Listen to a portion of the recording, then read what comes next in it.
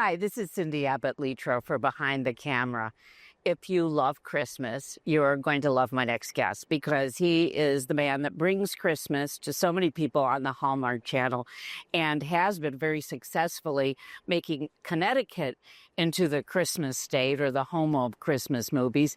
And hopefully we'll do the same for the city of Buffalo. Andrew Gernhard is with us. Andrew, you've been doing this for some time. You told me that you started out, you're making monster movies, but you've had a long-standing relationship with Hallmark. Yeah, it's been a while. I started with Hallmark in 2017. And then since then, we've been doing a bunch of movies for them, and it's been very exciting. We develop movies for them. We get given scripts to produce, to make movies, and we do post-production for them. Tell me about the film that's being done here in Buffalo, because it's called Holiday Touchdown. Yep. And, I remember when you did the Kansas City Chiefs, and we were going, wait a second, Buffalo needs to have one, and you have brought it here.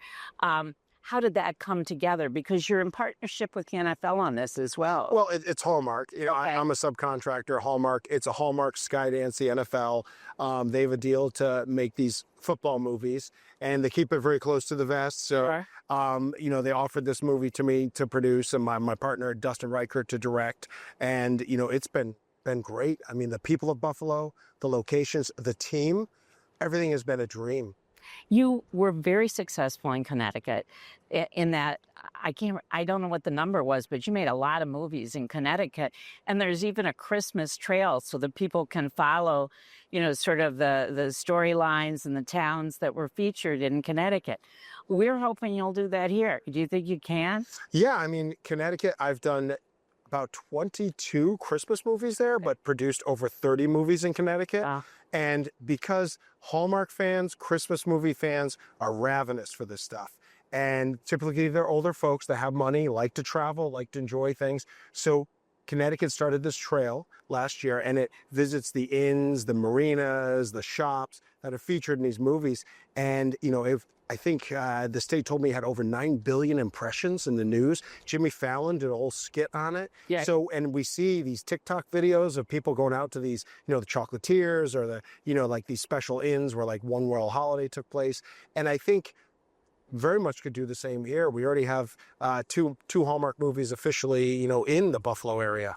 Well, and one of them you were telling me about is where Buffalo sort of subbed for Newport, Rhode Island. How does that ever happen? So we have a movie called A Newport Christmas, and originally it was supposed to shoot in Rhode Island, but they ran out of their tax incentive because they have a lot of projects there, and then was supposed to Connecticut, but then with the threatening of losing the tax incentive, I knew we were going to do this Buffalo Bills movie. I said, why don't we try Buffalo to do Newport? And I asked Tim Clark here, who runs the film commission, and he said we could match Newport. So we did shoot 3 days of B-roll in Newport and 1 day in Newport, and the rest of the days were spent here at a beautiful, like Gilded Age looking mansion and a couple of the towns that look like Newport. And between digital effects and the angles, I think everything's going to work out perfect. Be hard pressed to tell what's Buffalo and what's Newport. What were the towns that look like Newport? So we did shoot in downtown Akron, and we did shoot in downtown Youngstown, and we kept it to the shops and the streets.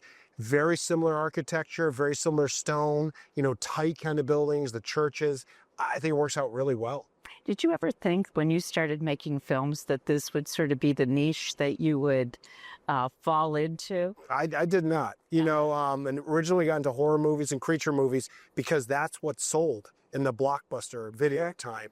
And I never watched horror movies. In fact, some of the reviewers were like, has this guy ever watched a horror movie? So I did get that. And then somehow it led to thrillers. We did a bunch of thrillers, and then that led to a Christmas movie by the author Wally Lamb. Okay. We did his Wally Lamb writes very deep, serious stuff. Yes, but this was Wishing and Hoping. It was one of his smaller, and there's a novella, and that was a cute little period Christmas movie. That was our first official Christmas movie for Lifetime, funny enough, and then it went on to doing Hallmark and Lifetime movies. You'd said that Connecticut had so many films that were made this way, and yet their film credit got decreased. And Buffalo has seen an incredible uptick and lots. I mean, every year we go through this where people in the legislature question whether the film credit is actually worth it if it actually attracts filmmakers. Yep. And your thoughts on that? Well, it does. Now, Connecticut isn't, there is thoughts of getting rid of it or reducing it. They're voting on it this week. So you could see a last minute change. But the truth is, like, I feel like upstate New York, New Jersey are going to kind of be the new Hollywood. Wow. And really networks and studios, because, audience is dwindling, expenses are going up. They really only choose states or countries that have good film incentives. And it is money spent here. Keep in mind, all the people working here, they're paying New York taxes. We're staying in New York Airbnbs and hotels, New York catering, New York trucks. So it is money that wouldn't normally be spent here is being spent here. And I guess that's the part of it that you have to sort of quantify. How about for you as producing? Is this an easy community to be able to produce it? This has been, I've shot in all over the place. I've shot in Finland, Iceland, Ireland, all over the states, Alabama, North Carolina, and I've had great experiences everywhere. But in the United States, I would say that this is one of my top experiences. Easy to travel. Everybody's super nice. Local union is great. All the gear is here. You have shops like, my big thing with Iceland, for instance, it's hard to shop anywhere and everything's expensive. But yeah, so I mean, this has been a very, very positive experience. Well, you've even brought your family, your dogs, all of them here, and how they respond? Are they okay with that? They love it. I mean, they're staying in East Aurora. They're going to all the great museums and Six Flags. Oh, sure. We've been there 4 times. That's where we have the season pass. So it's good for the family, and that's when people want to move here to work. It's good to have your family here. So do you have plans for anything else that might be coming up for our Buffalo area? How do you determine? Yeah, I mean, I think you can't beat the deal here. The 40% incentive, and then when you spend over $20 million, you get the 5% kicker, the local crew, anything that is really kind of, even if it's not supposed to be Buffalo, but if it's supposed to be like New York City or Boston or Chicago, or even outside of Buffalo, it looks like Virginia or Minnesota. I would definitely bring it here, 100%.